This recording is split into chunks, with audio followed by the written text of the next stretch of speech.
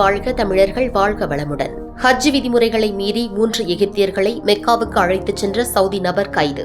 ஹஜ் விதிமுறைகளை மீறி 3 எகிப்திய குடியிருப்பாளர்களை மெக்காவுக்கு கொண்டு செல்ல முயன்ற சவுதி குடிமகனை ஹஜ் பாதுகாப்பு படையினர் கைது செய்துள்ளனர்.